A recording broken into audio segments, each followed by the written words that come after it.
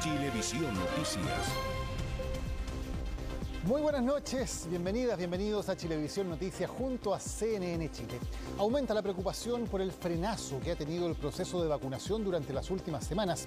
Hoy el Senado le pidió al gobierno que informe el stock de vacunas todavía disponibles para ver si es posible cambiar el calendario y permitir que empiecen a vacunarse las personas sanas menores de 47 años.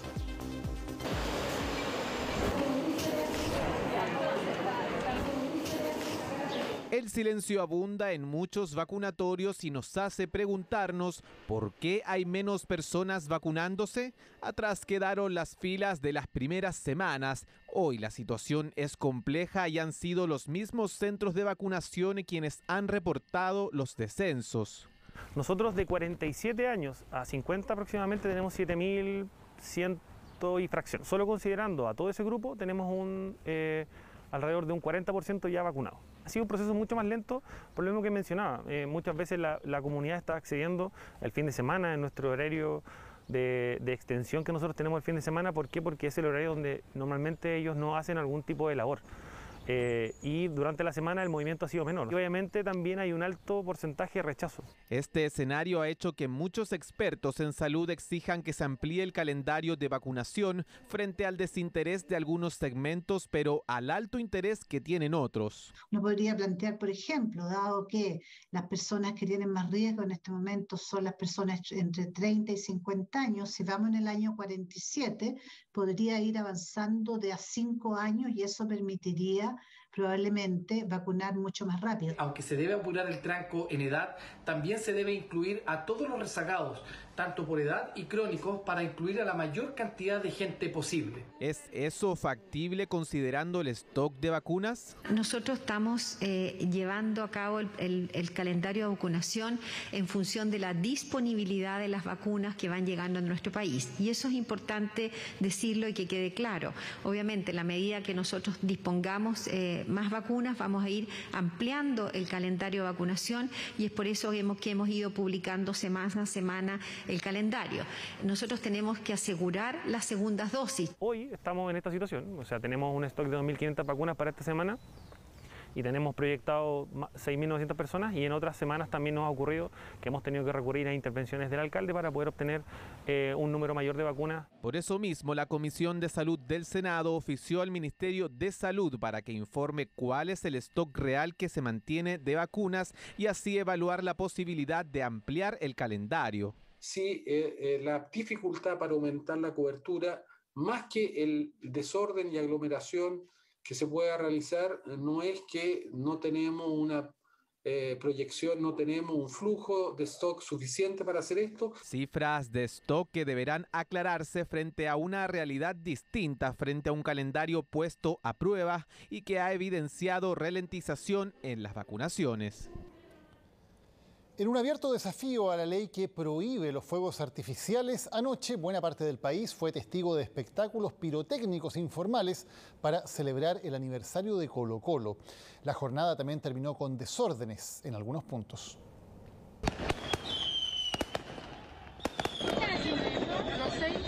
Ya sabe el motivo de los ruidos desmedidos y luces resplandecientes. Ahora sepa cómo surgió y hasta dónde se podría llegar. Lo que para algunos fue motivo de festejo, para otros fue un verdadero drama. Súper fuerte, sobre todo que tengo niños chicos, están súper asustados los dos.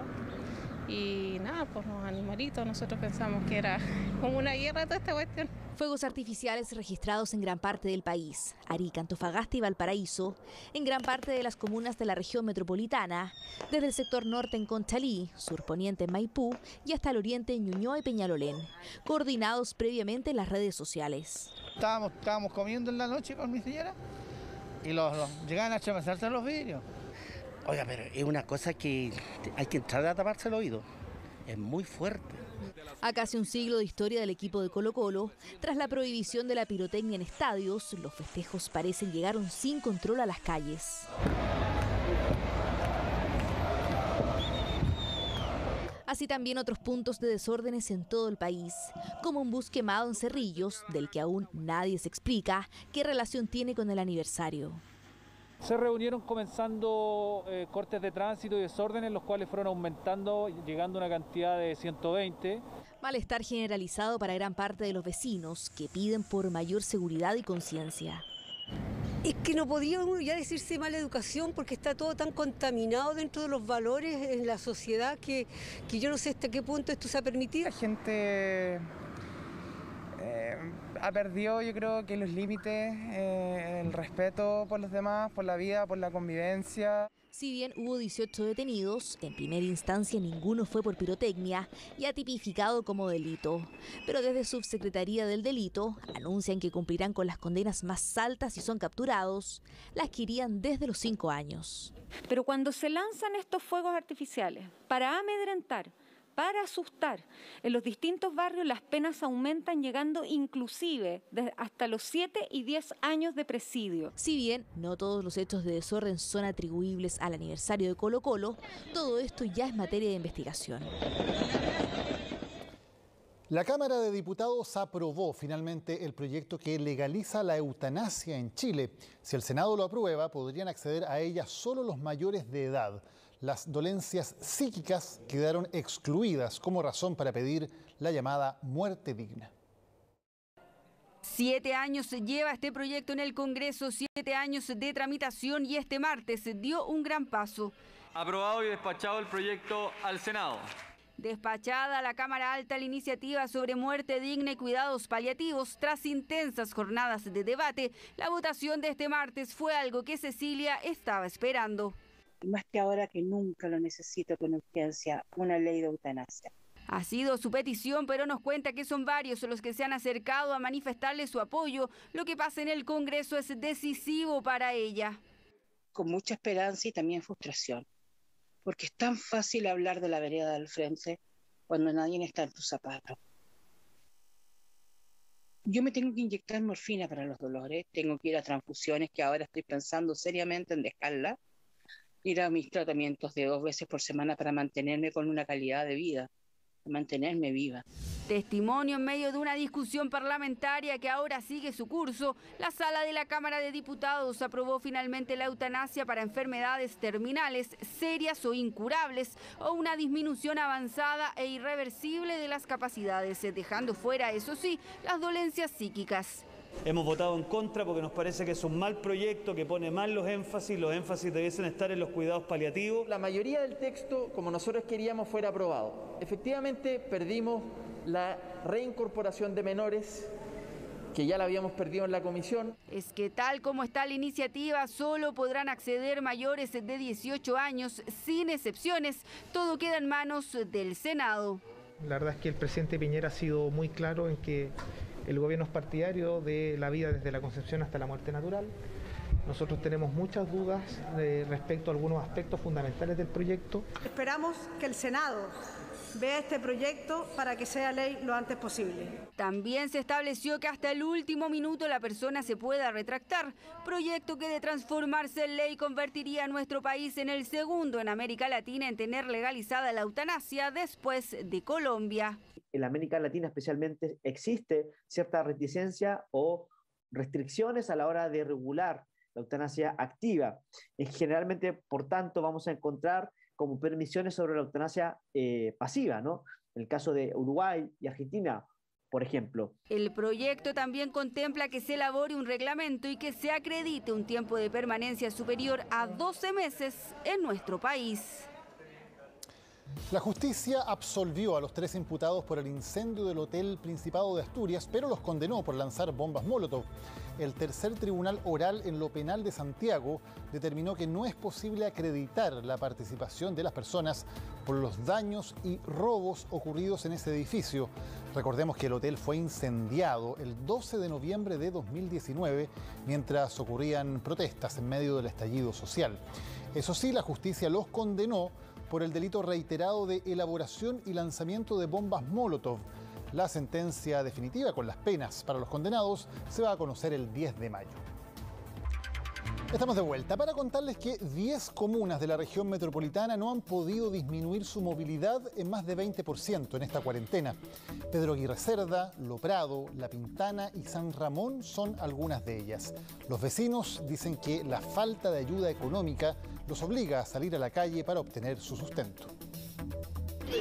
Atrás dejó su carrito de completos y ahora se dedica a vender mascarillas, artículos de limpieza y huevos afuera del Metro San Pablo. Con la pandemia, Marcos debió reinventar su negocio y si bien lo mantuvo cerrado durante la primera cuarentena del año pasado, su bolsillo no aguantó la segunda. Mira, yo estoy trabajando aquí por necesidad, si no estaría en mi casa encerradito. Uno se aguanta con un pancito con mantequilla, ¿cachai? Con un poquito de margarina, pero tu hijo no, tu hijo tenés que darle algo más rico.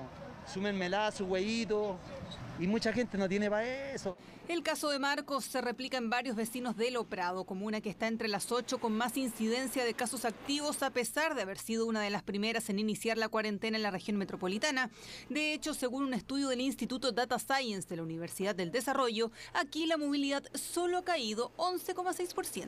Sí, hay más gente en las calles, sí, no guardan la cuarentena. Aquí la gente tiene que salir a trabajar,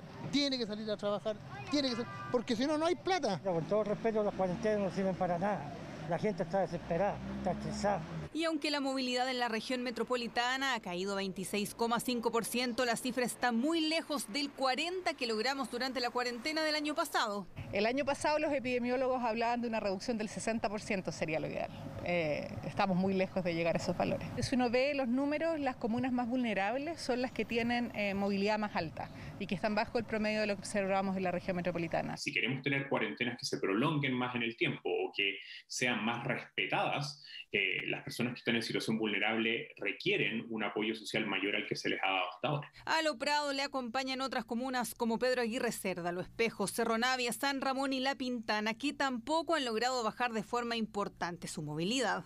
Mire, incluso soy diabética y tengo que venir, porque los trabajos igual han alentado un poco, entonces hay que igual sobrevivir. De bono yo no agarro una clase de bono, no tengo beneficio de eso. ¿Cómo se la arreglado en este tiempo? Aquí en la feria, aquí luchando en la feria para allá, ayudando a esta señora en un puestecito, una monedita para acá, otra monedita para acá. Y si este sábado la capital cumplirá un mes en cuarentena total, ¿cuán efectiva seguirá siendo? Pero lo que empieza a transcurrir es que en la medida en que una cuarentena se alarga, los niveles de movilidad para muchos de los países que analizamos empiezan a subir. Se ha disminuido la movilidad en las distintas comunas de nuestro país, en algunas más, en otras menos, pero en todos los casos ha sido una contribución para lo que hoy día estamos comenzando a ver, que es cómo se estabilizan los casos. Casos diarios que sí han tenido una desaceleración durante los últimos días. Este martes la autoridad reportó 5.071 nuevos contagios y 40 fallecidos. La falta de ayuda económica ha sido una crítica recurrente de la ciudadanía y para esta noche estaba convocado por redes sociales un cacerolazo para protestar específicamente por la decisión del gobierno de llevar al Tribunal Constitucional el tercer retiro de los fondos de pensiones, algo de lo que ya vamos a hablar más adelante en el informativo. ¿Qué está pasando en las calles? Vamos en primer lugar con Patricio Angulo a Ñuñoa. Patricio, ¿cómo estás? Buenas noches. Hola Daniel, muy buenas noches. Estamos en Plaza Ñuñoa. Hay una convocatoria que estaba agendada para las 21 horas, un cacerolazo, pero ya lo que hemos estado observando, hay algunas personas que ya han comenzado a hacer sonar sus cacerolas, tal como les estaba mostrando en la imagen de César Carrasco. A esta hora se ven algunas personas, familias que han salido a los balcones a hacer sonar las ollas, las cacerolas, y también hemos visto algunas personas y hemos escuchado que han estado pasando por acá, por Plaza Ñuñoa, también tocando sus bocinas.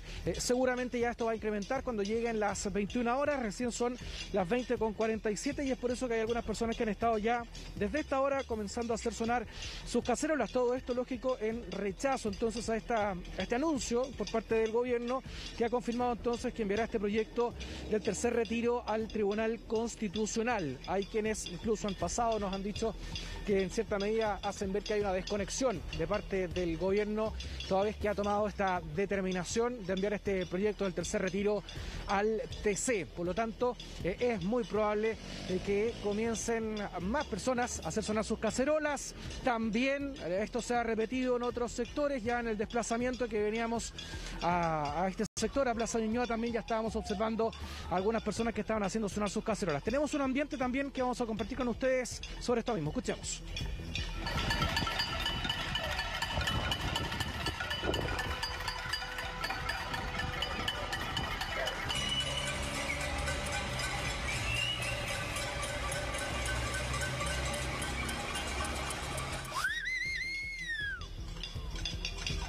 Bueno, un nuevo cacerolazo entonces, Daniel. Estamos nosotros en Plaza Ñuñoa, donde hay algunas personas, algunas familias que ya están haciendo sonar sus cacerolas, sus ollas en algunos balcones de departamentos. Hay una convocatoria para las 21 horas. Vamos a ver también qué es lo que ocurre, si es que aquello se incrementa, si es que hay algunas personas eventualmente que salgan a la esquina. Vamos a estar también monitoreando aquello. Ya también se estaba repitiendo esto también en otros sectores, al menos acá en la región metropolitana, lo que hemos constatado, haciendo sonar también algunas personas las bocinas, y además hemos estado revisando barricadas en otros sectores de la región metropolitana. Gracias, Patricio. Patricio Angulo desde Ñuñoa, y nos vamos a la Providencia con Nicolás Krum. Nicolás, buenas noches. Se le fue el retorno al Nico. Nicolás, ¿nos escuchas? No, perdimos el contacto en este momento con Nicolás Krum. Como nos decía Patricio, hay cacerolazos a esta hora ya en distintos puntos de Santiago y también algunas barricadas. Más adelante les vamos a contar con más detalle lo que está ocurriendo en las calles, y también les vamos a entregar el detalle de lo que ha ocurrido en esta jornada con la decisión del gobierno de recurrir al Tribunal Constitucional para intentar bloquear el tercer retiro de los fondos de pensiones. Ahora les contamos de 2 veterinarios en Calama, quienes son acusados de inocular a personas con una vacuna para perros.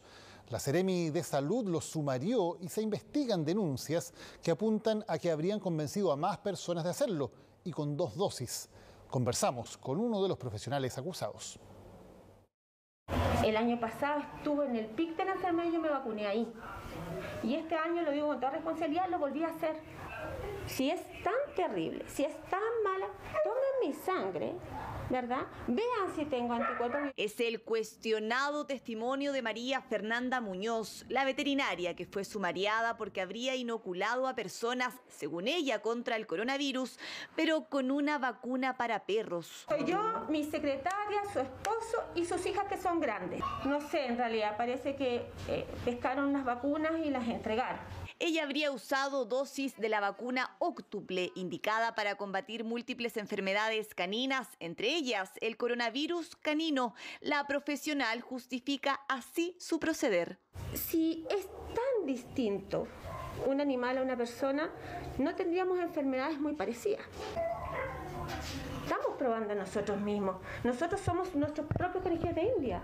Todo partió el 8 de octubre pasado, cuando se informó a las autoridades locales sobre un anuncio de inoculación contra el COVID en la veterinaria propiedad de María José Muñoz, cuando ni siquiera estábamos cerca de iniciar la campaña oficial de vacunación por coronavirus. Se encuentran con que los funcionarios no estaban usando mascarilla y se les consulta la razón, dando ellos la siguiente razón: habían sido vacunados por la veterinaria con vacunas contra el COVID. Era vacuna para animales, para perros. Y no solamente en una dosis, 2 dosis.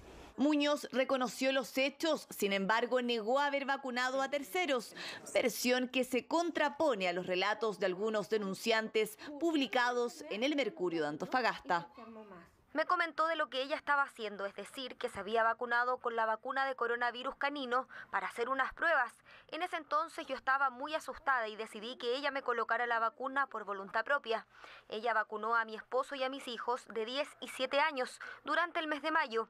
Nos colocaron dosis cada 15 días. Y no es el único caso. En abril, otro profesional de iniciales CPC publicó un informe que afirmaba que en Argentina existían antecedentes exitosos contra el COVID-19 mediante la aplicación de la vacuna canina en humanos. El documento habría sido distribuido por el hombre en grupos de veterinarios de Calama. Y se le realizó un sumario por no cumplir con la normativa sanitaria en primer lugar, y además por ejercer en forma ilegal la profesión de médico cirujano, haciendo pronósticos en personas sobre el uso de esta vacuna. Los antecedentes de ambos profesionales han sido enviados a la Fiscalía. Esta persona está arriesgando multas importantes y penas penales también, porque se ha puesto en riesgo la salud de las personas. Una respuesta por parte del Colegio Médico Veterinario en donde se expulse a estas dos personas. No es cosa de pagar una multa. Imagínate que mañana se le ocurre y entrega un desparasitante para caballos a niños que eventualmente pudieran tener algún tipo de endoparásito. La Seremi de Salud sancionó con 200 UTM a la mujer, cifra que se mantiene impaga, en tanto a su colega, quien difundió por redes un informe sobre la efectividad de la vacuna canina, apeló a la sanción impuesta. 12 asaltos se registraron a plena luz del día y en menos de 24 horas en la misma esquina en la comuna de Independencia. Los vecinos exigen mayor seguridad ante el aumento de delitos violentos como estos.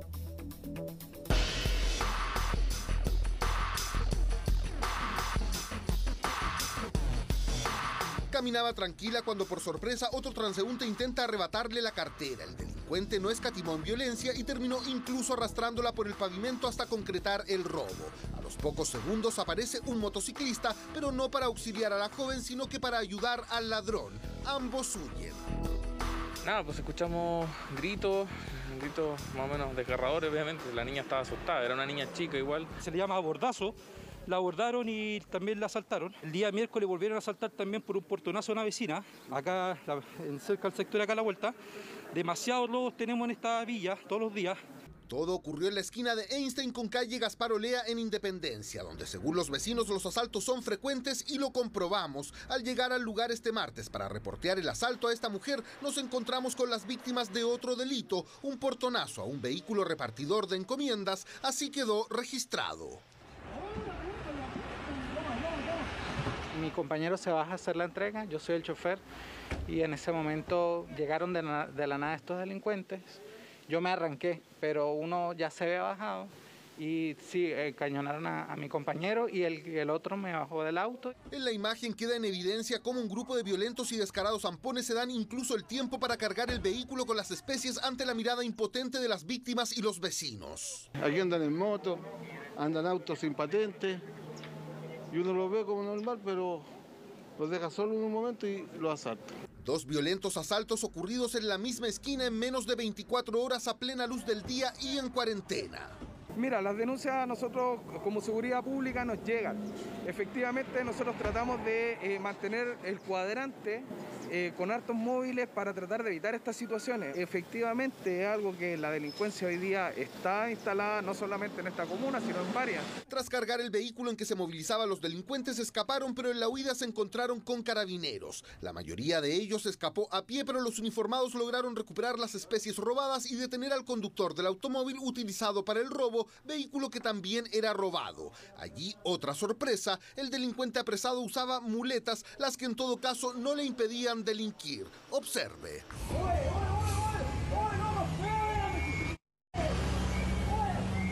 Se dio a la detención de un imputado manteniendo un armamento de fuego. Uno de estos sujetos aparentemente tenía problemas de movilidad, ¿no? Sí, efectivamente, anda uno con un problema, de la movilidad del pie.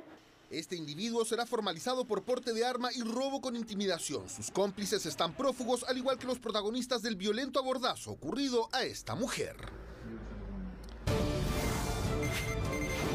Vamos nuevamente en vivo a revisar lo que está ocurriendo en distintas calles, especialmente de Santiago. Ha sido una jornada con cierta tensión. Recordemos que por redes sociales se ha hecho un llamado para un cacerolazo a partir de las 9 de la noche. Dentro de algunos minutos más, ya como nos contaban, se han registrado varios caceroleos, especialmente en comunas como Ñuñoa y Providencia. También nos han llegado información a través de las redes sociales que algo parecido está ocurriendo en regiones. Escuchamos un poco del ambiente de lo que está pasando.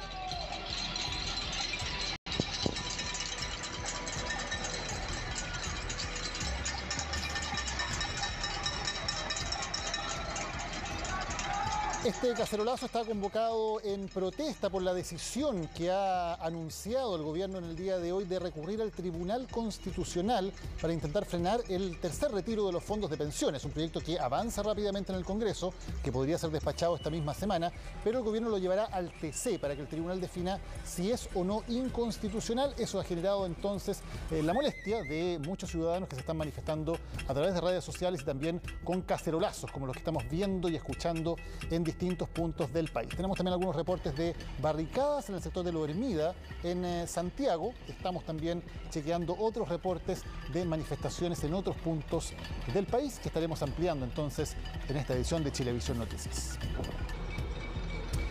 Y hoy cientos de chilenos concurrieron a las oficinas de Chile Atiende para saber si recibirán o no el ingreso familiar de emergencia ampliado que anunció ayer el gobierno. Fue una jornada de largas filas y de preocupación entre quienes aún no entienden si van a estar o no esta vez entre los beneficiados. Misma hora en distintas comunas, pero con similares necesidades. En la fila estaban personas preocupadas, otras expectantes y también varias molestas. Todos buscaban acceder a los bonos anunciados por el gobierno, especialmente al más reciente, el ingreso familiar de emergencia ampliado. Contar con 100.000 pesos mensuales por cada integrante de la familia es, a esta altura, un beneficio muy necesario. Entonces, ¿qué vamos a hacer? Bienvenido, sí, pues. Hace falta. De todas maneras, pero ojalá que no haya algún impedimento más adelante. Si hay posibilidad de meterse, bienvenido sea. Y vengo a ver si puedo postular o no. Esa desconfianza se transmite a lo largo de las filas de Chile Atiende, donde muchas personas se acercaron para obtener la clave única o para ser ayudados en la postulación. Tanto en Santiago Centro como en Puente Alto y La Florida, varios de los solicitantes veían muchos obstáculos para obtener el beneficio que en tiempos de profunda crisis sanitaria y económica resulta fundamental. Ahora los bonos ya no me interesa, caballero, porque en realidad nunca me ha tocado un bono, con suerte el del confort. Yo sé que soy clase media y sin trabajo. ¿Lo vas a intentar por lo ¿Lo voy a intentar de nuevo? Recibir 100.000 pesos obviamente te sirve, pero es como pisotear la dignidad de las personas. Muchos dicen que esperan recibir el dinero esta vez, que postularán, aunque algunos desconfíen. Tras cuestionamientos generados por quienes quedaron excluidos del bono clase media, el gobierno anunció el ingreso familiar de emergencia ampliado, el que, a diferencia del que se entregó hasta marzo, esta vez tendrá el doble de beneficiados, cerca de 13 millones de personas, muy por sobre los 6,5 millones del IFE anterior. Que en este 80% del registro social de hogares está 2 de cada 3 chilenos. Por lo tanto, 2 de cada 3 chilenos va a poder acceder a este IFE ampliado que no tiene ningún otro requisito. El gobierno estima que este reforzamiento del IFE implicará un gasto de 5.500 millones de dólares. Entre las personas que hacían fila en Santiago Centro estaba Carolina. Sí, me llegó el IFE. ¿El IFE anterior te llegó? Sí, todo el año pasado cuando lo dieron y lo da ahora. ¿Te resultó una ayuda en ese momento? No, ha resultado harta ayuda. Por vivir en la Florida, Carolina recibió en el anterior IFE 40.000 pesos debido al tiempo que esa comuna había estado en cuarentena. Ahora nuevamente recibirá este aporte, aunque con la ampliación del beneficio, el monto que recibirá ya no depende de la fase en la que esté su comuna en el plan paso a paso. Esta vez son 100.000 pesos por integrante. Súper bien que lo hayan aumentado, porque con 40.000 pesos, que son 120 en el caso mío, que somos 3, sí bien era una ayuda, pero no tanto. Para economistas, que el monto a recibir no esté sujeto a la comuna en que vive el solicitante es lo correcto. Que evidentemente cuando ya gran parte de la población de Chile está en cuarentena, evidentemente ya no tiene mucho sentido seguirlo condicionando a cuántos días uno estuvo con esa restricción. Recalca además que al extender el ingreso familiar de emergencia hasta junio, se logra dar la ayuda hasta la fecha en que se estima la población objetivo ya estará vacunada e inmunizada. El esfuerzo tiene que estar en la focalización de, claro, aquellos que no les llegó, debiendo haberles llegado. En eso es evidente que es relevante que la familia pueda apelar, tal como se está haciendo con el bono de clase media. ¿Será suficiente para ayudar a los chilenos más afectados por la crisis en sus necesidades? Ojalá Dios quiera que llegue, ojalá que sea verdad. Usted me decía que por si acaso hay que postular igual. Claro, porque a nosotros no le han dado nunca un bono. El 30 de este mes es la fecha programada para el primer pago del IFE correspondiente al mes de abril, el que muchos chilenos más o menos confiados esperan recibir. Bueno, hay muchas dudas, como lo veíamos, veremos si podemos resolver algunas. Para acceder a este ingreso familiar de emergencia, en este caso, a diferencia de lo que ocurría antes, no se postula, no importa de qué comuna se es, eso es diferente, y el requisito es pertenecer al 80% de las personas más vulnerables, según el Registro Social de Hogares. Según el gobierno, llegaría en total a unos 13 millones de beneficiados, casi el doble del IFE anterior. ¿Cuál es el monto de la ayuda que se entrega? Ahí está, 100.000 pesos mensuales en abril, mayo y junio por persona. Por ejemplo, si su familia tiene 4 integrantes, usted debería recibir, y está dentro de las características, 400.000 pesos en cada uno de esos 3 meses. Si está en el Registro Social de Hogares y necesita actualizar sus datos para poder acceder al IFE, lo puede hacer en ese sitio web, registrosocial.gov.cl. Y vamos al tema que ha concentrado la atención en el día de hoy, también, como veíamos, algunas protestas en esta jornada. Pese a los múltiples llamados, incluso desde su sector, finalmente el gobierno ingresó al Tribunal Constitucional el requerimiento que busca frenar un tercer retiro de fondos previsionales, un proyecto que está avanzando rápidamente en el Congreso. El anuncio desató una serie de críticas, tanto en el oficialismo como en la oposición. Ahora va a depender de los jueces si dan luz verde o frenan este tercer retiro. Fue anunciado en múltiples ocasiones mientras el proyecto del tercer retiro de fondos de las AFP avanza a tranco firme en el Congreso. De un lado y de otro le pidieron que no lo hiciera. Algunos hasta le rogaron al presidente advirtiendo que podía ser una mala decisión.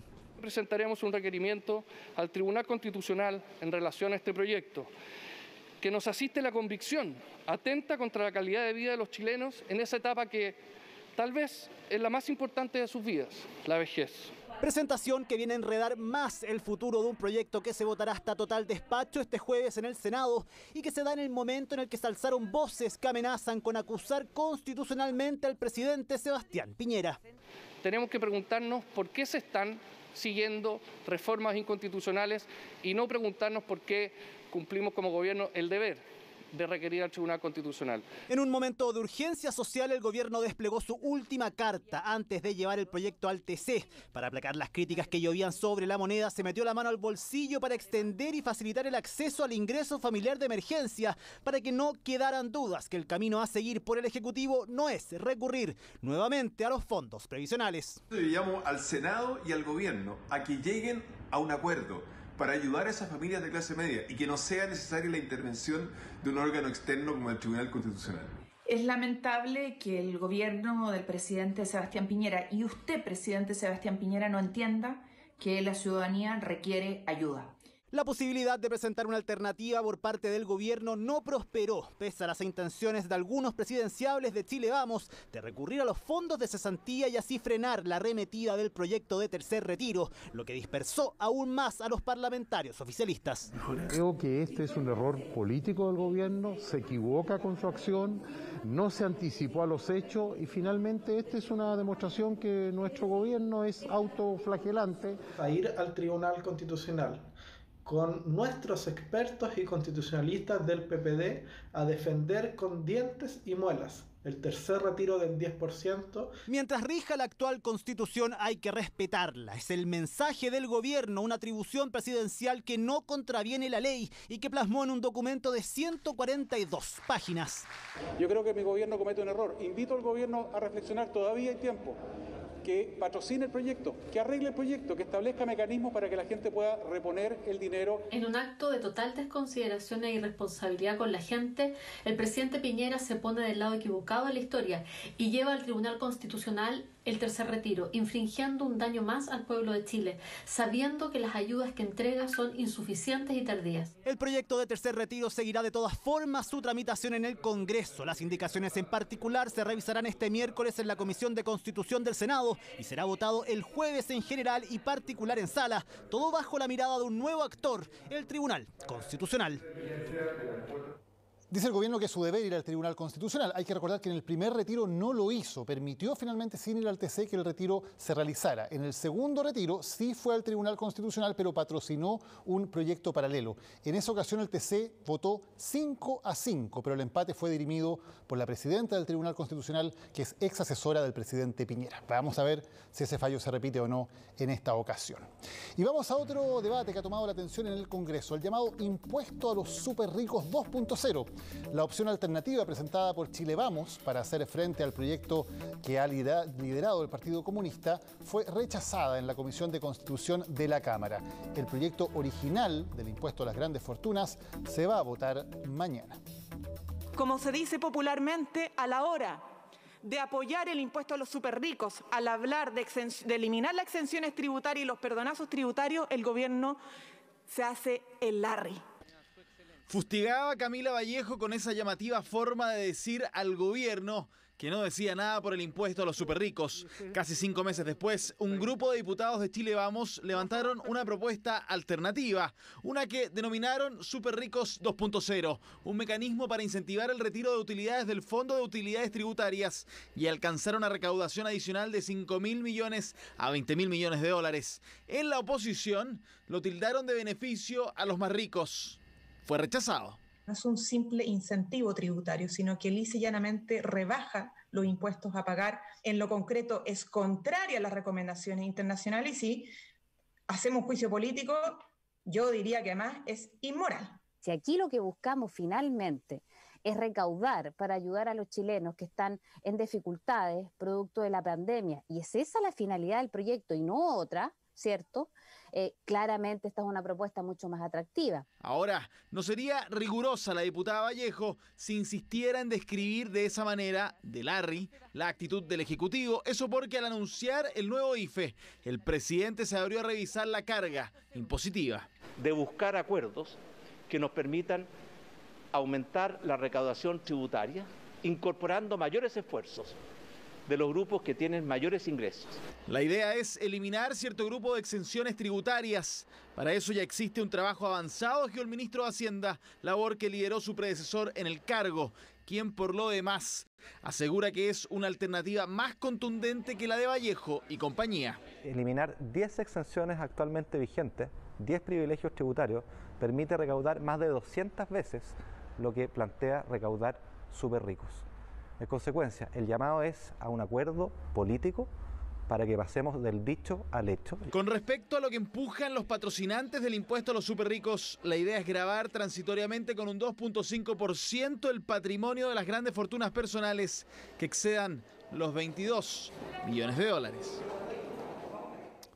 Bueno, quedan entonces 3 fórmulas que se están estudiando para recaudar fondos para hacer frente a la pandemia. Primero, el llamado impuesto a los súper ricos, aquellos que tienen un patrimonio superior a los 22 millones de dólares. Se calcula que son alrededor de 1.400 personas en Chile, entre ellas, claro, el presidente Piñera, que lo pagarían por una sola vez.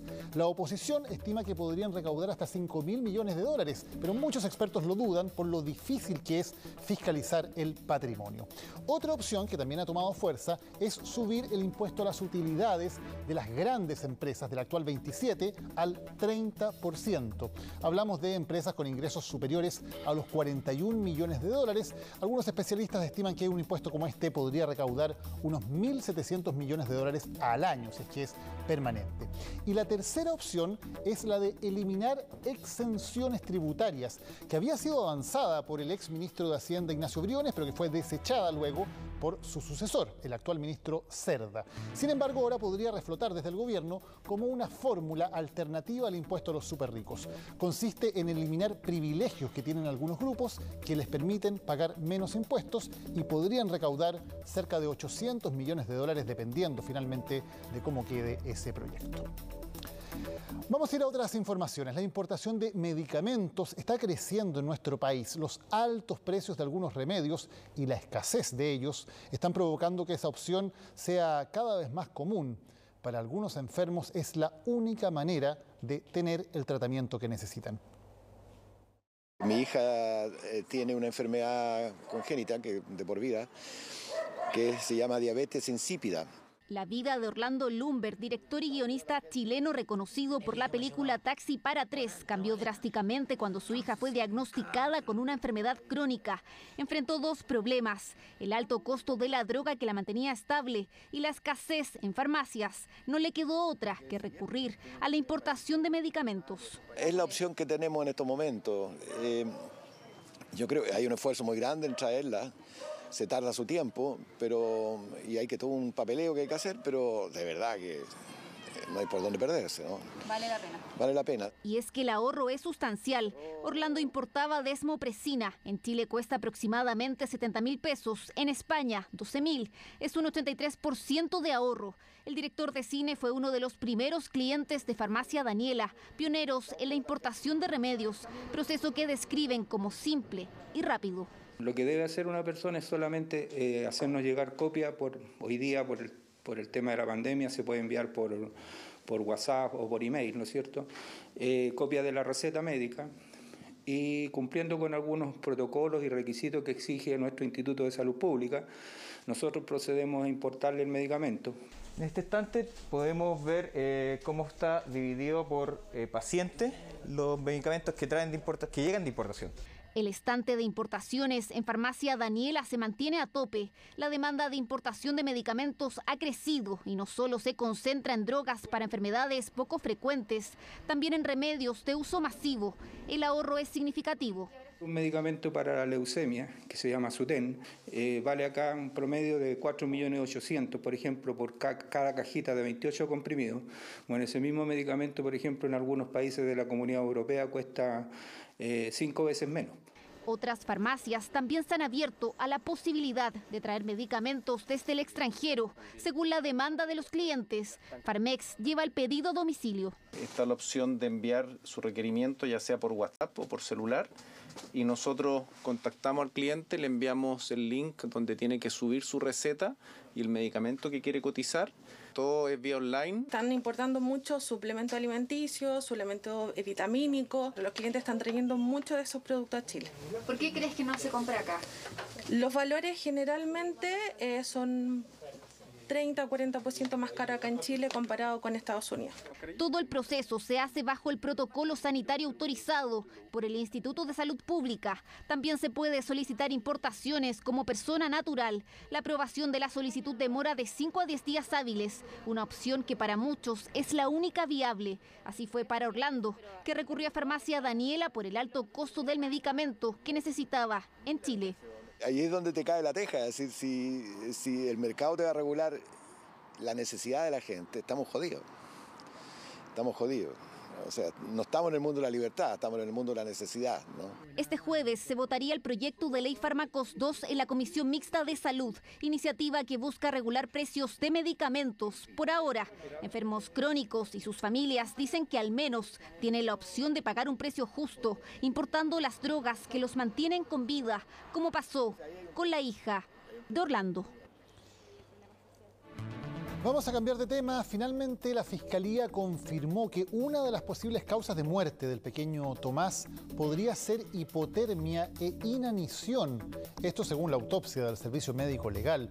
Sin embargo, no descartan todavía una eventual intervención de terceros y un homicidio.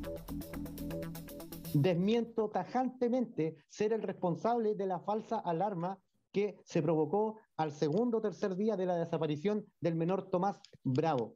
Así de tajante, Jorge Jerez, líder de una organización dedicada a la búsqueda de personas, que estuvo presente en Caripiluna e incluso en un momento tomó la vocería del padre del pequeño Tomás, desmiente ser la nueva supuesta persona de interés investigada por la Fiscalía. Yo no tengo ningún problema en presentar mi declaración formal a la señora fiscal o a quien lo determine, pero no voy a tolerar faltas de respeto y que el nombre mío, mi imagen, esté hoy día en todos los medios. Su nombre comenzó a aparecer tras la publicación en un medio nacional, donde se les indicaba como quien entregó falsas pistas a través de una radio. Una de ellas en la mañana siguiente al día del extravío del niño en febrero pasado, donde se señala que dio aviso a un puesto de mando, que la abuela paterna lo había encontrado, aludiendo a que todo había sido debido a un problema familiar entre ambos padres.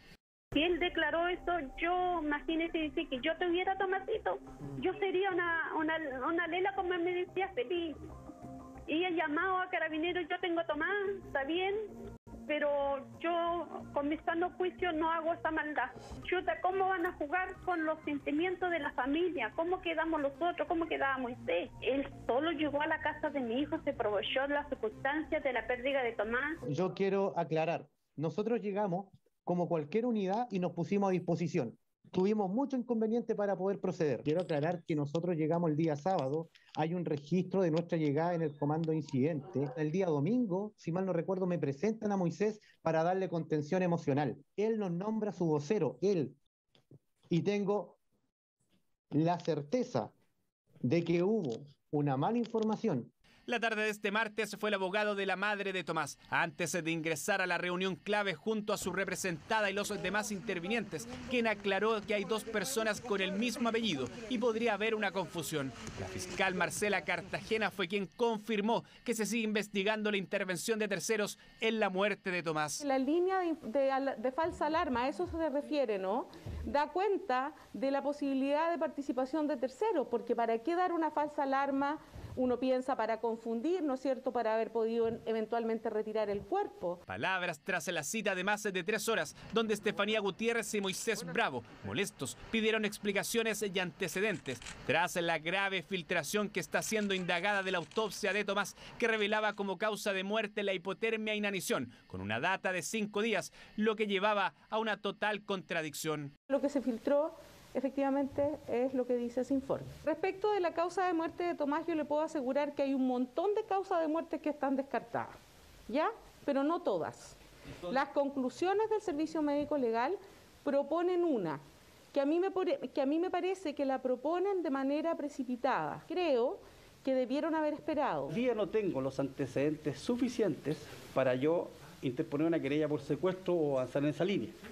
Pero sí es una línea de investigación todavía válida, atendido que tenemos antecedentes de data de muerte que fluctúan entre los 7 y 5 días. Hasta ahora, casi 2 meses del hallazgo, la persecutora dice no estar en condiciones de aseverar o descartar que la muerte haya sido accidental y consultada respecto a una mala investigación. Estuvo lejos de las críticas, señalando que han tenido solo algunas dificultades. La familia en la reunión planteó que no quiere al fiscal José Ortiz en el caso, acusándolo de actuar de manera sesgada debido a más de 14 órdenes de detención que emanó en el 2019 a diferentes integrantes de la familia Escobar, debido a denuncias de robo de madera en un terreno en litigio con la Forestal Arauco. Efectivamente, él no ha intervenido desde que yo me hice cargo de la investigación, corríjame, 2 de abril, o sea, 2 de marzo o 3 de marzo que estoy a cargo de la misma. No, él no debió inhabilitarse. Eso lo descarto. No hay causal de inhabilidad del fiscal Ortiz. La sensación con la que hoy día se ha retirado de esta Fiscalía Regional tanto Estefanía como Moisés es muy distinta a cómo llegaron. Estudios en 2 universidades aún en desarrollo, pericias que van a ser solicitadas al extranjero, nuevas muestras que serán tomadas un día antes de la entrega del cuerpo de Tomás. Es parte de la información que pudo ser compartida. La Fiscalía dice no descartar un homicidio manteniendo diversas hipótesis, entre ellas una que incluye a Jorge Escobar, tío abuelo del niño y actual imputado, aunque pareciera que el secuestro es una de las líneas que más cobra fuerza. Tras el alza de un 14% en el precio del gas licuado, un grupo de diputados de oposición pidió a la Fiscalía Nacional Económica que investigue una eventual colusión en ese mercado que pueda explicar estas alzas. Empresas del rubro desmienten las acusaciones. Siempre tiene al menos 2 cilindros en casa, los mueve comprobando cuánta carga les queda. A una cuadra de ahí, otro vecino recibía su pedido. Es que quedarse sin gas puede ser una pesadilla en cualquier casa. Y lo pedí hace como 5 minutos, decía que llegaban 20 y llegó al tiro. ¿Y para qué lo pediste? No, para la ducha. Consumo para lo que es la cocina y lo que es para repartir para el calefón. El cilindro me dura casi 1 mes y medio. El gas licuado es un elemento esencial en muchos hogares de nuestro país, por lo que sus variaciones de precios tienen un impacto directo en el bolsillo. El gas siempre va en aumento, siempre sube. Hay alguna variación de repente en algún tiempo que ha bajado, pero es muy poco. Las últimas alzas de precios alertaron a algunos parlamentarios. Considerando el último año de pandemia, las alzas son de más de un 14%, pero nos preocupa principalmente el primer trimestre del año 2021, donde se concentra un 11% de aumento en el precio de los galones. ¿Por qué las compañías de gas subieron exactamente el mismo precio al mismo tiempo? Esta duda llevó a diputados de la DC y el PPD a presentar un requerimiento ante la Fiscalía Nacional Económica, pidiéndole que investigue si acaso existe una presunta colisión en los actores del mercado del gas licuado. Pedirle a la Fiscalía Nacional Económica que efectivamente se coloque de cabeza en esto para investigar una posible colusión del gas. Entonces, ¿qué es lo que se debería establecer para poder acreditar si existe una posible colusión? Lo que tiene que acreditar es que acá hubo un acuerdo. Eso es básicamente lo que tiene que acreditar la Fiscalía, de que acá las empresas que compiten entre sí, se pusieron de acuerdo para alterar el precio. Y lo que tiene que probar la Fiscalía es el acuerdo. Es decir, que quede claro y probado que hubo una posible comunicación o concertación para subir artificialmente el precio. Y para poder probarlo, la Fiscalía Nacional Económica tiene algunas atribuciones. Podría registrar o requerir de documentos, podría interceptar comunicaciones, podría pedir registro de las comunicaciones a las empresas, las comunicaciones entre los ejecutivos de las empresas investigadas, podría entrar a la oficina, podría desarrajar la oficina en caso de que no se les permitiera el ingreso. Visitamos algunos locales de distribución del sector oriente para conocer el valor a público el día de hoy. Por ejemplo, uno de 15 kilos comprado en el local tiene los siguientes precios. Para los clientes habituales, más que pedir por teléfono a una central, la alternativa a algo más económica pasa por estar atentos a la calle. Aquí pasan camiones, repartidores que no son de la compañía, sino que son empresas externas, y cada uno tiene su precio. ¿Hay diferencias de precio entre uno y otro? Sí, entre ellos compiten. Y al menos la tabla de paridad de precios de ENAP también puede dar luces sobre el alza. Si hace un año el valor de la tonelada de gas licuado de petróleo era de $324, hoy llega a los $674, más del doble. Mientras Lipigas y Gasco no quisieron referirse a este tema, sí lo hizo Abastible, que en un comunicado negó tajantemente las acusaciones que sus precios dependen directamente de las condiciones del mercado internacional y que de acuerdo a sus proyecciones, este debería caer en los próximos meses. Desde hace un tiempo, algunos vecinos de Tiltil comenzaron a presentar alergias y enfermedades respiratorias. Acusan a 2 faenas mineras de provocar una nube de polvo que cada tarde cubre sus casas y que, según dicen, afecta su vida cotidiana y también su salud. Vivir bajo el polvo, en el reportaje del periodista Julio Sánchez.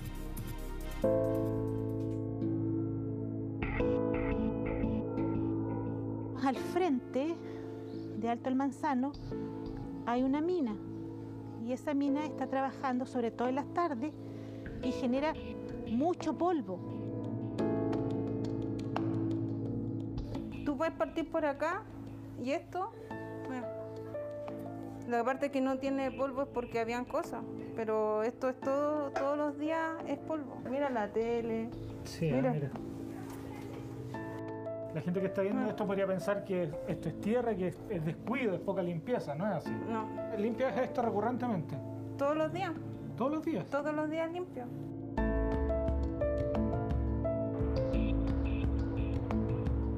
¿Qué es eso que está ahí al fondo? Es una mina de cal. ¿Una mina de cal? Sí. Bueno, son 2 minas de cal que hay ahí. ¿Cuál es el problema ahí? Que todo ese polvillo, cuando ellos trabajan, se viene para las casas. Entonces nuestras casas quedan llenas de cal. ¿Eso que está allá al fondo se viene para acá, ese polvo? Claro. Como tú ves, ahora hay viento. Entonces, en el momento que ellos empiezan a trabajar, todo este viento arrastra todo ese polvo hacia acá. Estamos en Tiltil, sector Alto el Manzano, un conjunto de condominios y casas en medio de la Ruta 5 Norte y que a diario deben convivir no solo con la falta de agua, sino también con la polución. Faenas que cruzando la autopista les arrastra todo el polvo que hoy tiene a varios vecinos en una situación más que compleja. Yo limpié en la mañana y ahora nosotros podemos ver que tenemos polvo nuevamente. Aquí, por ejemplo, mire. En mi negocio yo tengo que estar sacudiendo por lo menos 3 veces a la semana porque se llena de polvillo blanco, las plantas. De hecho, ahí mismo tú tenés que ir a pararte a buscar bus porque acá no hay buses. Y al pararte, bueno, el bus se demora 1 hora y es 1 hora que estés respirando cal, literal. Este inhalador es que estoy usando yo, que por necesidad en las mañanas y en las tardes me estoy inhalando. Me da una tos y una alergia que es insoportable. Este es el inhalador que usa mi niñita de 7 años. Y estos son los inhaladores que usa mi hijo de 16. ¿Qué son esos? Más inhaladores. Lo que pasa es que ahora yo tengo más cajas por el tema de que es mucho más veces que ellos se tienen que estar inhalando, es mucho más recurrente. Antes esto no existía porque era un inhalador, como eran menos las alergias que ellos hacían, entonces no era necesario.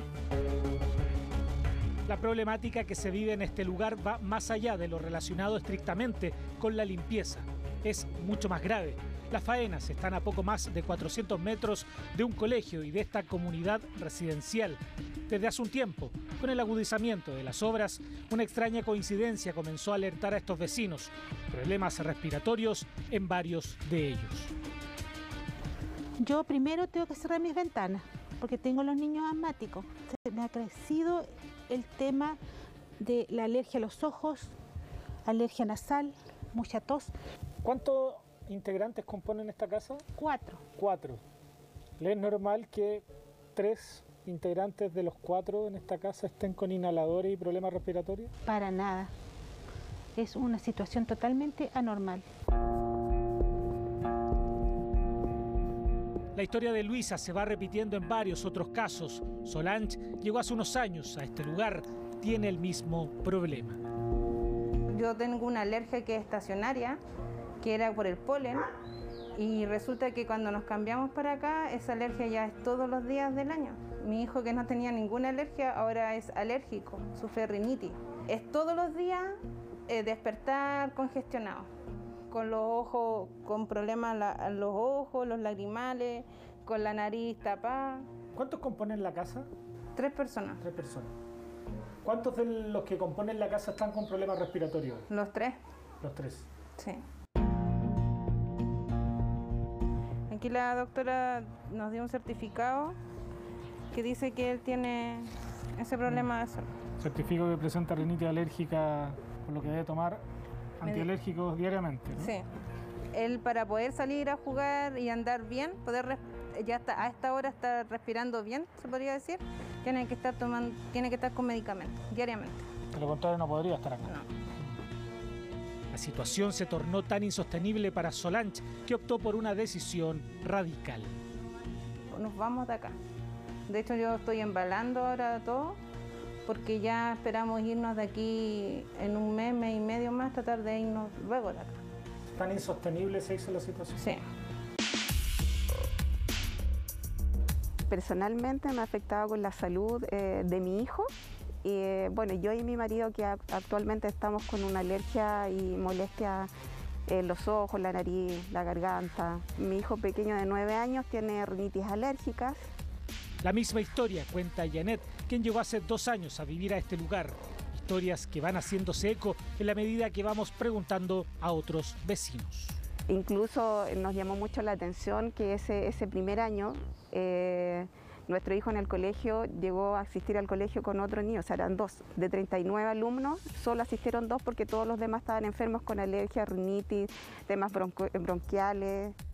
Algo pasa en este lugar y los vecinos apuntan a estas faenas, algo de lo que el municipio está al tanto. De repente hay empresas como que se instalan y no se preocupan de lo que respira la gente y qué es lo que respiran nuestros hijos, nuestros nietos. Son 2 mineras que funcionan inmediatamente al frente de lo que es Alto El Manzano, cruzando la ruta 5 Norte. Una es la minera San José, que funciona un poco más allá, y esta, que es la minera Lealtad, cuyos dueños, si bien no nos aceptaron una entrevista en cámara, sí nos abrieron las puertas para conocer las faenas al interior de este lugar. Ambas mineras, en todo caso, ya han sido fiscalizadas por la autoridad. Minera Lealtad es la más próxima a la carretera. Frente a las denuncias de los vecinos, según este comunicado, la propia empresa explica que periódicamente realizan medidas de mitigación para evitar que el polvo salga de las faenas. Además, que sus trabajos están apegados a la normativa legal. Se hicieron las fiscalizaciones y no se pudo determinar de que se generase material particulado. Al contrario, de hecho se verificó que la planta trituradora tiene un sistema por fabricación con humectación gravitacional, ¿no es cierto?, con un sistema de aspersores que lo que hace es justamente supresión de polvo. Sin embargo, el escenario cambia con la minera San José perteneciente a la empresa Cercal S.p.A., la otra en operación en este lugar. Varios órganos del Estado llegaron a fiscalizar. Nosotros pudimos efectivamente ver que eran 2 mineras y la que estaba, se podría decir, impactando mayormente el medio ambiente y a la comunidad del Alto Manzano es la minera San José de Lampa, que ese mismo día se hicieron las denuncias pertinentes a la Superintendencia de Medio Ambiente y a la Seremi de Salud. Y en el caso de San José, la Seremi de Salud había dispuesto ya la detención mediante un acta de ellos de fecha 10 de febrero, por lo tanto nosotros cuando acudimos la planta ya no estaba operando. Por lo tanto ahí difícilmente podemos advertir algo si la planta no está en funcionamiento. Efectivamente, consultada la Seremi de Salud Metropolitana, en este comunicado nos confirma que en sus fiscalizaciones encontraron evidencia de gran cantidad de polvo fino, lo que genera una nube. Tampoco la empresa posee sistemas para humectar o mitigar estas emisiones. Lo más grave, según agrega la autoridad, es que la empresa tampoco sigue los protocolos generales para prevenir enfermedades de los trabajadores y los servicios higiénicos se encuentran sin agua potable. Llegamos a la entrada de esta otra minera, sin embargo hemos tenido problemas para poder contactarnos con ellos. Hay un portón acá cerrado con candado y no sé si se logra ver que hay trabajos que se están realizando, pero no tenemos tampoco a quién consultarle cuáles son los procedimientos que se llevan a cabo para el trabajo en esta faena acá en este lugar. Según dice la Seremi de Salud, la empresa está con prohibición de funcionamiento actualmente. Sin embargo, como se ve, aquello pareciera que no se está cumpliendo. Nunca tuvimos respuesta por parte de esta empresa. Lo que sí nos encontramos fue al conductor de esta camioneta que nos estaba fotografiando mientras realizábamos el reporteo en el sector Alto El Manzano. Camioneta que al seguirla ingresó a las dependencias de la minera San José de la empresa Cercal S.p.A. Durante este martes, tras los antecedentes expuestos, la Seremi de Salud concurrió nuevamente a fiscalizar. Al llegar al lugar de trabajo se constata 7 trabajadores que están desarrollando actividades productivas, lo cual es contrario total a la prohibición de funcionamiento. Por ello se aplica un nuevo sumario sanitario. La empresa no puede funcionar y no se descarta por la reincidencia una clausura definitiva. Todo esto pasa mientras son estos vecinos los que sacan la peor parte de este problema, uno de los tantos que afectan a los habitantes de Tiltil y donde claramente ni la regulación actual ni menos la fiscalización de las autoridades han servido para solucionar este problema.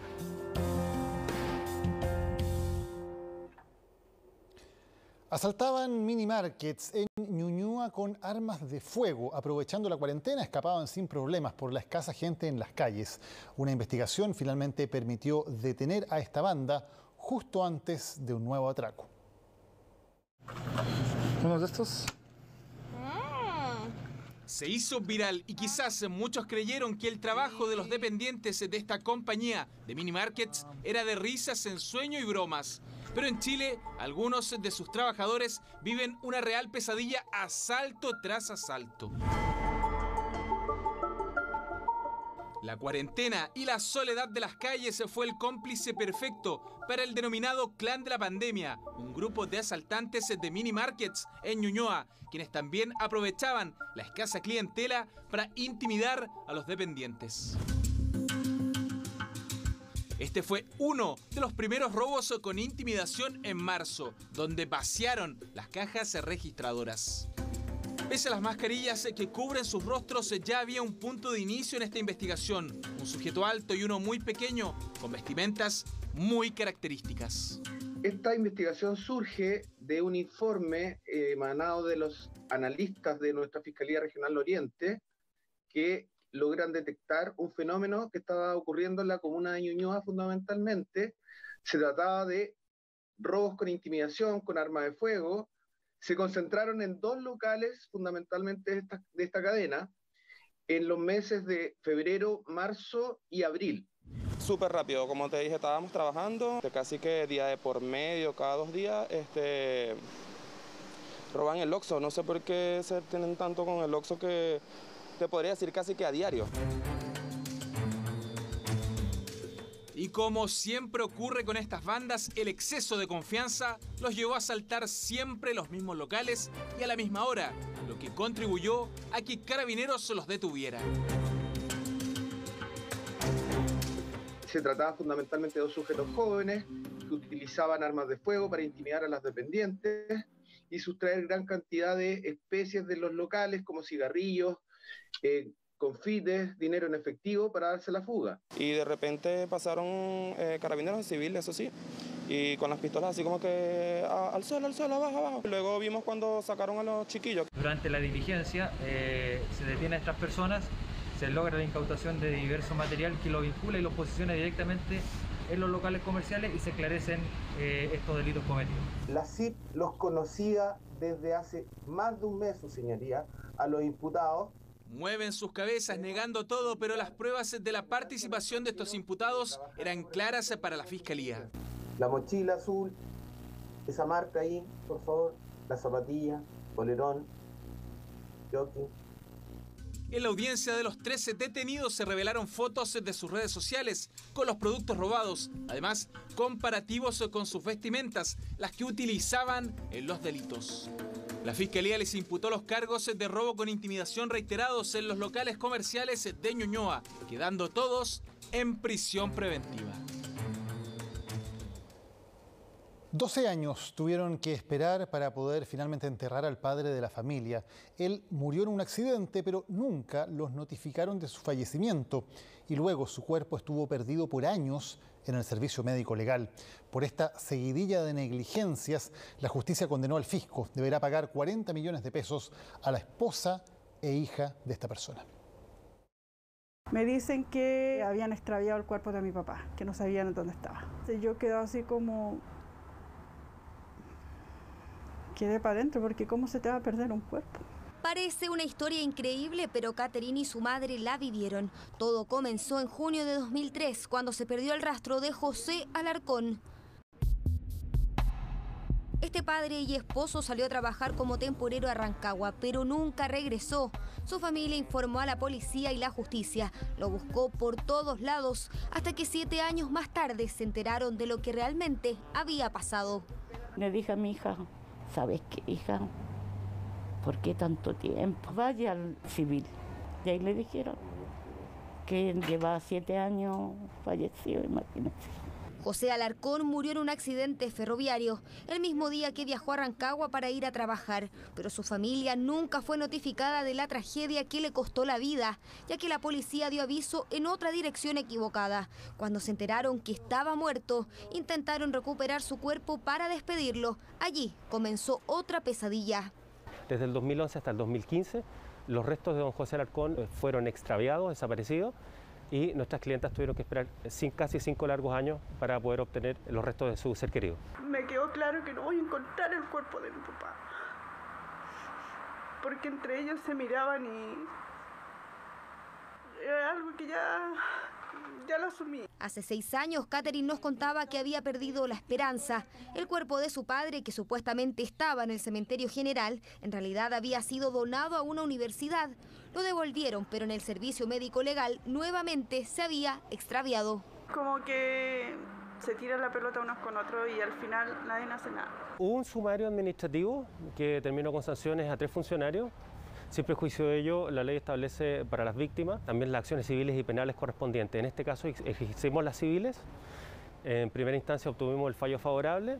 Y es que luego de 4 años, el 24º Juzgado Civil de Santiago resolvió condenar al Estado al pago de 20 millones de pesos para la esposa y otros 20 millones para la hija de José Alarcón por el daño moral causado por la pérdida del cuerpo. La plata no compensa nada. Si yo hubiera sabido que mi papá falleció en el 2003, hubiera tenido un lindo funeral, lleno de gente, lleno de flores. No el funeral que tuvo. De todas maneras, el fisco tiene 15 días para presentar su apelación ante la Corte Suprema, por lo que el proceso para la familia del temporero lamentablemente aún no termina. No hay justicia todavía, para nada. Y yo creo que nunca lo va a haber por todo lo que vivimos. Imagínese, tantos años perdió él, y estando ahí mismo, y no lo encontraban. Una situación insólita y una cadena de errores que terminaron con una familia despidiendo a su ser querido 12 años después de... Vamos a la noticia de último minuto. Patricio Angulo nos reporta desde Ñuñoa. Patricio, buenas noches. Hola Daniel, buenas noches. Nos hemos trasladado al sector de la 33ª Comisaría de Carabineros, Guillermo Mann con Maratón, donde a esta hora hay numerosas barricadas, también incidentes se están registrando en este momento. Un grupo de personas incluso que hace algunos momentos arrojó piedras a esta unidad policial, también a los carabineros que estaban en el exterior, botellas e inclusive además han estado arrojando fuegos de artificio en dirección horizontal, justo en la dirección hacia donde se encuentran estos funcionarios de Carabineros, y esto ha motivado que intervenga personal policial de control de orden público. Observamos el carro lanzaguas que ya ha llegado a este sector, también el carro lanzagases que se encuentra en este mismo punto, ahí está actuando además ya el carro lanzaguas, y también personal policial ha estado actuando con estas escopetas antidisturbios, arrojando también gas lacrimógeno para poder dispersar a quienes se han congregado en este sector desde hace ya. Ahí estaba la información entonces con Patricio Angulo. Tuvimos un problema con el audio, seguimos viendo las imágenes. Esto está ocurriendo en vivo entonces en las inmediaciones de la 33ª Comisaría de Ñuñoa, Maratón con Guillermo Mann. Pueden ver ustedes entonces las barricadas que se han instalado en ese lugar y que evitan además el tránsito de vehículos, mientras Carabineros, usando además el carro lanzaguas, está intentando apagar las barricadas y dispersar a las personas que se encuentran en ese lugar. Todo esto en el contexto, lo sabemos, de una jornada en que ha habido cacerolazos bastante masivos en distintos puntos del país y también algunas barricadas más focalizadas en algunos sectores. Teníamos información de barricadas en Lo Hermida, también en algunos puntos de regiones, y ahora lo que está ocurriendo entonces en este lugar, Maratón con Guillermo Mann en la comuna de Ñuñoa. Patricio, volvemos contigo. Sí, lo que les comentaba Daniel también hace algunos momentos, hay una situación al menos de barricadas, también lo que hemos constatado en el eje de Avenida Grecia, cercano a Pedro de Valdivia, y ahora acá en el eje también donde nos encontramos, Guillermo Mann, a la altura de Maratón. Son numerosas las barricadas que hay en dirección también por Guillermo Mann al poniente y también al oriente. Todo esto en las inmediaciones de este cuartel de Carabineros, la 33ª Comisaría que se encuentra en este lugar, que fue atacada hace algunos momentos por un grupo de personas que se encuentran en este sector, mientras que en otro punto, y también hay que señalarlo Daniel, se observaban algunas personas que estaban participando, realizando cacerolazos de forma pacífica, pero acá hay un grupo que se ha dedicado solamente a esto, a arrojar piedras, botellas, también fuegos artificiales en dirección horizontal a carabineros que se encuentran apostados afuera de este cuartel y también a los vehículos que han llegado, los vehículos de control de orden público, y se han mantenido también en esta dinámica, han estado arrojando estos elementos, Carabineros interviene y de esa manera es que esto entonces se ha mantenido durante estos últimos minutos. Gracias Patricio. Patricio Angulo con la información en vivo desde la comuna de Ñuñoa. Volvemos en cualquier momento contigo cuando haya más antes. Estamos de vuelta en Chilevisión Noticias junto a CNN Chile. Eran expertos en abrir portones eléctricos y en menos de 3 minutos robaban en condominios de Providencia. Una banda formada por menores de edad que se dedicaba a desarmar y robar bicicletas. ¿Y qué andas haciendo para acá? No, no vamos para la casa, ¿qué? Vamos para la casa. No, pero díganme la verdad, ¿o sí? No, no estamos haciendo nada malo. Cuando salieron a la calle, este portón estaba desmontado y abierto. Eran 2 personas y no, se demoraron segundos en salir corriendo con la bicicleta, no se demoran nada. Eran unos niños menores como 13, 14 años, una cosa así.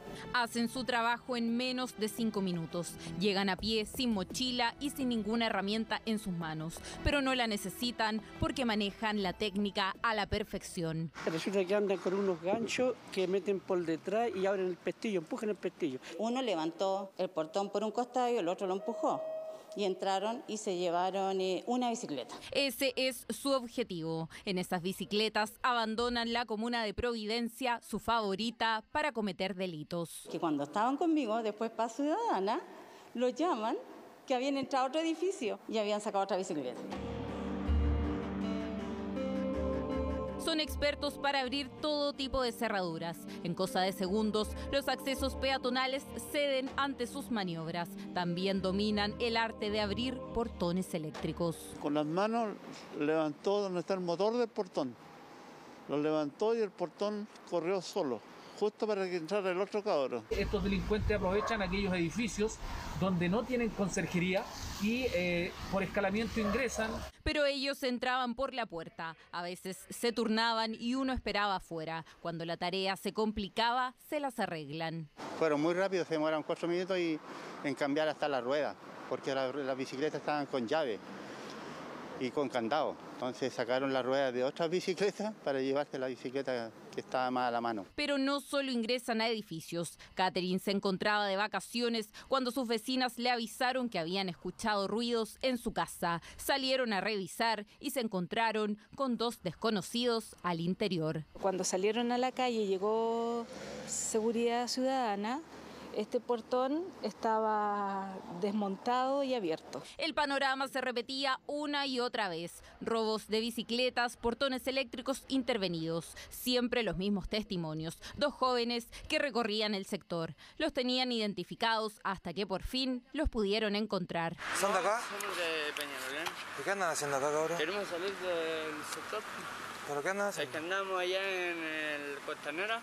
¿Ya? Y nos perdimos, entonces no nos sabemos. Te digo que yo los vi allá, después se me arrancaron, después los vi acá. De Peñalolén a Providencia en plena cuarentena. Se paseaban por distintas calles hasta que se percataron de la presencia de los funcionarios municipales. Intentaron escapar, pero esta vez no lo lograron. ¿Qué edad tiene usted? Yo tengo 16. ¿Y usted? 16 igual. ¿Y qué andan haciendo para acá? No vamos para la casa, jefe, vamos para la casa. No, pero díganme la verdad, ¿o sí? No andamos haciendo nada malo. Pero los registros eran evidentes y sus rostros más que conocidos. ¿Y andan con algún documento o algo? No. ¿Nada? A mí se me extravió el celular. ¿Cuándo? Ayer.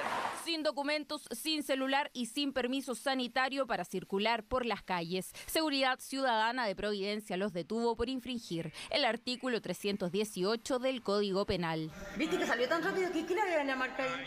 Práctica delictual que se ha vuelto recurrente y que hace urgente asegurar las zonas comunes de los edificios, por ejemplo con portones antivandálicos. Y antivandálicos significan cosas tan sencillas como que tengan una traba que permita que al levantar el portón no se pueda sacar. Todo lo que sea portón, todo lo que tenga portón, como digo, aunque no tenga motor eléctrico, se le coloca ese fierro encima del portón. Para evitar que situaciones así se repitan y que en menos de 5 minutos personas como estos menores de edad entren a su domicilio y se lleven lo que no les corresponde.